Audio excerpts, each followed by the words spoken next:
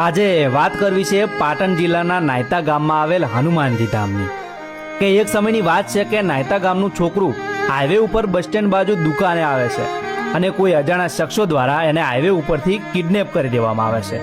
હવે ગાડી પાટણ બાજુ નીકળે છે અને હનુમાનજીના ધામ જવાનો રસ્તો છે, ત્યાં વચમાં કોઈ સાધુ મહારાજના વેશે બાવાજી ઊભા હોય છે અને ગાડીને હાથ આપે છે અને ગાડી ત્યાં આવીને બંધ પડી જાય છે।